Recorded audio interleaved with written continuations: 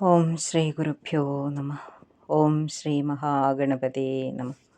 ഓം ദം ദുർഗായേ നമ.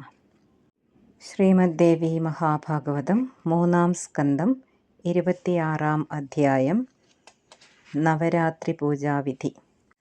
14-ാം അധ്യായം മുതൽ 25-ാം അധ്യായം വരെയുള്ള ഭാഗങ്ങളിൽ അപാരകരുണാമയിയായ ജഗദംബയുടെ കരുണയെ കാണിക്കുന്നതിനായി വ്യാസർഷി ജനമേജയ മഹാരാജാവിനോട് സുദർശന രാജകുമാരന് കിട്ടിയ അനുഗ്രഹത്തെയും ആ മഹാ അനുഗ്രഹമായി അംബയിൽ നിന്നും എങ്ങനെ ലഭിച്ചു എന്നുള്ളതും ആണ് നമ്മൾ കണ്ടത്. ഇനി ജനമേജയ മഹാരാജാവ് വ്യാസഭഗവാനോട് എങ്ങനെയാണ് നവരാത്രി പൂജ ചെയ്യേണ്ടത് എന്ന് ആരായുകയാണ്. ജനമേജയൻ: നവരാത്രം വന്നണഞ്ഞാൽ പിന്നെ ചെയ്യേണ്ടതെന്തുവാൻ?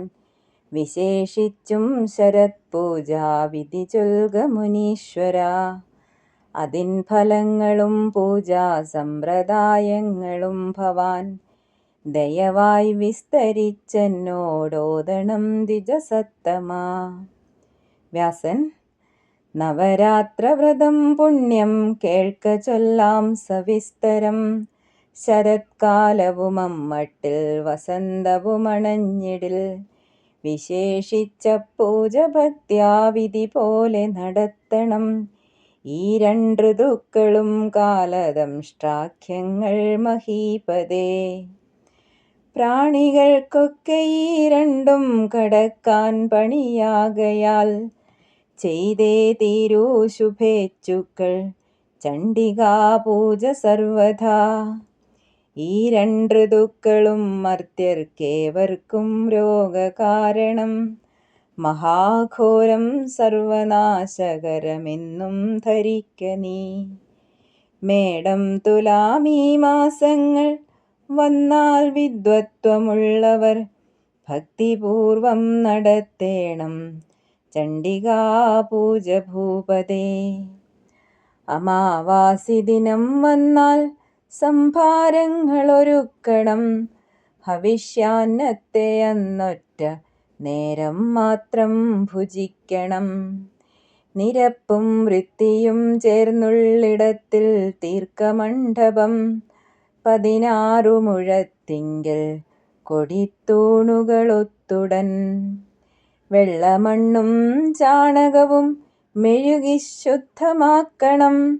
അതിൻ മധ്യത്തിലായി 4 മുഴത്തിൽ ചതുരശ്രമായി മുഴമൊന്നുയരം വെച്ചു പീഠാർത്ഥം ശുഭ്രവേദിയെ തീർക്കണം. നൽവിധാനങ്ങൾ കൊടിക്കൂറകൾ തൂക്കണം. ദേവീ തത്വജ്ഞരായി വേദാംഗാചാരനിഷ്ഠരായി വർത്തിക്കുമന്തണന്മാരെ അന്നുരാവിൽ ക്ഷണിക്കണം. പ്രതിപദ്ദിവസം നേരത്തെ കുളിക്ക നദിയിങ്കലോ തടാകവാപീകൂപങ്ങളൊന്നിലോ ചോലയിങ്കലോ. അതിൽ പിന്നെ ദ്വിജന്മാരെ യഥാവിധി വരിക്കണം. മധുപർക്കാർഘ്യപാദ്യാദി ഏകി പൂജിച്ചിരുത്തണം. തൻ്റെ ശക്തിക്കൊത്തവിധം വസ്ത്രഭൂഷാദിയേകണം. ധനം വേണ്ടത്രയുണ്ടെങ്കിൽ ലുബ്ധുകാട്ടരുതൊന്നിലും. വിപ്രന്മാർ തൃപ്തരായെങ്കിൽ കാര്യം സമ്പൂർണമായി വരും. 3-9-5 ദേവീ പാഠത്തിനായി ദ്വിജർ. ശാന്തനാം ദ്വിജനെ പാരായണത്തിനു വരിക്കണം. സ്വസ്തിയോദിക്കണം പിന്നെ വേദമന്ത്രാനുസാരമായി. തൂവെള്ളപ്പൂമ്പട്ടണിഞ്ഞ പീഠം വേദിയിൽ വെച്ചുടൻ സ്ഥാപിക്ക. 4 തൃക്കൈയിലായുധം പൂണ്ട ദേവിയെ. രത്നഭൂഷകളും മുത്തുമാലയും ദിവ്യവസ്ത്രവും പൂണ്ടു സിംഹാരൂഢയായി സർവലക്ഷണപൂർണയായി. ശംഖചക്രഗദാപത്മ ധരയായി നിത്യസൗമ്യയായി 18 കരം പൂണ്ടും പ്രതിഷ്ഠിക്കാം പരാമ്പയെ. സ്ഥാപിക്കാം ബിംബമില്ലെങ്കിൽ നവാർണയുധയന്ത്രവും വേദമന്ത്രങ്ങളാൽ പൂതം പുണ്യതീർത്ഥം നിറച്ചതായി. ഹേമവും രത്നവും പഞ്ച പല്ലവങ്ങളുമിട്ടതായി പൂജാർത്ഥം പാർശ്വഭാഗത്തായി വയ്ക്കണം കലശത്തെയും. പൂജാദ്രവ്യങ്ങളും തൻ്റെ പാർശ്വത്തിൽ താൻ നിരത്തണം. മംഗളാർത്ഥം മുഴക്കേണം ഗീതവാദ്യങ്ങളും തഥാ. പ്രതിപത്തിഥിയിൽ തന്നെ അത്തം നക്ഷത്രമാകിലോ പൂജയ്ക്കതുത്തമം മർത്യർക്കതു സർവഹിതപ്രദം. സങ്കൽപ്പപൂജയാണാദ്യം പിന്നെ പൂജയഥാവിധി. നോമ്പായിട്ടോ രാത്രിയൊറ്റ നേരമുണ്ടോ നടത്തിടാം. നവരാത്രവ്രതം ദേവി ഞാൻ തുടങ്ങുന്നിതുത്തമം. എല്ലാ സഹായവുമെനിക്കിതിലേകണമംബികേ. എന്നു ശക്തിക്കൊത്തവിധം വ്രതനിഷ്ഠകൾ വയ്ക്കണം. പിന്നെ വേണ്ടവിധം മന്ത്രസഹിതം പൂജ ചെയ്യണം. കർപ്പൂരം ചന്ദനമകിൽ മണമോലുന്ന പൂക്കളും മന്ദാരമാവലും പിച്ചി ചമ്പകം കണവീരവും കവുങ്ങിൻ പൂക്കുലകളും അശോകം കൂവളത്തില ധൂപദീപങ്ങളും കൊണ്ടു ദേവിക്കർച്ചന ചെയ്യണം. അർഘ്യം കൊടുത്തതിൽ പിന്നെ നിവേദിക്ക ഫലങ്ങളെ. വാഴപ്പഴം തേങ്ങ ചക്കപ്പഴം നാരങ്ങ ദാഡിമം മാതളം പഴവും നൽകാം. മറ്റും നൽപഴമൊക്കെയും നിവേദിക്കാം. പിന്നെ അന്നം ഭക്തിപൂർവം നരാധിപ.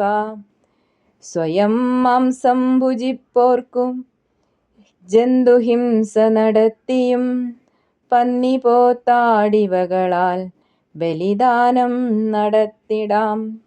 ദേവീ സന്നിധിയിൽ കൊല്ലപ്പെട്ടാൽ സ്വർഗതി താൻ ഫലം. ദേവീ പൂജയ്ക്കു കൊന്നാലോ പാപമാവില്ലതും നൃപാ. ശാസ്ത്രം ചൊൽവൂ യജ്ഞഹിംസ ഹിംസയല്ലെന്നും അവ്വിധം അർപ്പിക്കപ്പെടുമജ്ജന്തുവിനോ സ്വർഗതി എന്നുമേ. ഹോമം ചെയ്യാൻ 3 കോണായി കുണ്ഡമുണ്ടാക്കി വയ്ക്കണം. ചതുരത്തിലുമാവാമെന്നാലും മുക്കോണിലുത്തമം. നാനാവിശേഷദ്രവ്യത്താൽ ത്രികാലാർച്ചകൾ നടത്തണം. പാട്ടും കൊട്ടും നൃത്തവുമായി ഉത്സവം പൊടിപാറ്റണം. നിലത്തു താൻ കിടക്കേണം നിത്യവും പൂജ ചെയ്യുവോൻ. നിത്യേനയൊന്നും ഓരോന്നേറിയും വീരണ്ടിരട്ടിയും 3 9 ഓരോ നാളിലായുമേ. കുമാരിമാരെ പൂജിക്ക വസ്ത്രഭൂഷാദിയാൽ മുതാ. കഴിവിനൊത്തു പൂജിച്ചാൽ മതീ മട്ടിലൊക്കെയും. പിശുക്കു പാടില്ല ശക്തി യജ്ഞത്തിലൊരു കാലവും. ഗന്ധാദി സുഖഭോഗങ്ങളറിവാൻ കഴിയായ്കയാൽ വയസ്സൊന്നായൊരബ്ബാല കന്യപൂജാർഹയായി വരാം. വയസ്സു 2 വിളിക്കുന്നു കുമാരിയായി. ത്രിമൂർത്തി 3 കല്യാണി അവൾ 4. 5 രോഹിണി 6 കാളികയെന്നവൾ. 7 ചണ്ഡികയും 8 ശാംഭവി എന്നു പേർ. വയസ്സ് 9 ദുർഗ 10 സുഭദ്രയും. ഇതിലും മീതെ പാടില്ല കൊള്ളില്ലേതിനും ആയവൾ. ഇപ്പേരാളും കന്യകളെ പൂജിക്കേണം യഥാവിധി. ഈ 9 പൂജ കൊണ്ടു നേടും ഫലവുമോതിടാം. കുമാരീ പൂജയാൽ ദുഃഖ ദാരിദ്ര്യങ്ങൾ നശിച്ചിടും. നശിക്കും ശത്രുവർദ്ധിക്കും ആയുർബലധനങ്ങളും. ത്രിമൂർത്തി പൂജയാലുണ്ടാം ആയുസ്സും ധനധാന്യവും. ധർമാർത്ഥ കാമഫലവും പുത്രപൗത്രാഭിവൃദ്ധിയും. വിദ്യാർത്ഥിയും ജയം രാജ്യമിവ വേണ്ടുന്ന മന്നനും. സുഖാർത്തിയും വാഞ്ചിതാർത്ഥം കല്യാണീ പൂജ ചെയ്യണം. ശത്രുനാശത്തിനായി ഭക്ത്യാ കാളികാ പൂജ ചെയ്യണം. ചണ്ഡികാ പൂജയാലുണ്ടാം ഐശ്വര്യം ധനമെന്നിവ. ശാംഭവി പൂജയാൽ നേടാം ദുഃഖദാരിദ്ര്യമോചനം. പോരിൽ ജയവുമെന്നല്ല കൊള്ളാം വശ്യത്തിനും നൃപാ. ദുഷ്ടശത്രുക്കൾ മുടിയാൻ ഉഗ്രകർമ്മങ്ങൾ നേടുവാൻ. പരലോകസുഖം നേടാൻ ഭക്ത്യാ പൂജിക്ക ദുർഗയെ. സർവാഭീഷ്ടങ്ങളും നേടാൻ പൂജിക്കുക സുഭദ്രയെ. നിശേഷ രോഗശാന്തിക്കായി രോഹിണീ പൂജ ചെയ്യണം. ശ്രീരസ്തുവെന്ന മന്ത്രത്താൽ ഭക്ത്യാ പൂജിക്കണം തഥാ. ശ്രീമന്ത്രം ചേർത്തന്യബീജ മന്ത്രത്താലുമതായിടാം. കുമാരതത്വങ്ങളെയും ബ്രഹ്മാദ്യമരരെയുമേ ലീലയാൽ സൃഷ്ടി ചെയ്യുന്ന കുമാരിയെ നമിച്ചിടാം. ആർത്രിമൂർത്തികളും നാനാ രൂപയും ത്രിഗുണങ്ങളാൽ ത്രികാലവ്യാപിനിയുമാ ത്രിമൂർത്തിയെ നമിച്ചിടാം. നിത്യപൂജിത ഭക്തർക്കു നിത്യകല്യാണമേകുവോൾ. സർവാഭീഷ്ടദയ കല്യാണിയെ ഭക്ത്യാ പണിഞ്ഞിടാം. മുജ്ജന്മ കർമ്മബീജങ്ങൾ ജീവജാലത്തിലൊക്കെയും മുളപ്പിച്ചു വളർത്തുന്ന ദേവി രോഹിണിയെ തൊഴാം. കൽപ്പാന്ത പ്രളയത്തിങ്കൽ ഇച്ചരാചരമാകവേ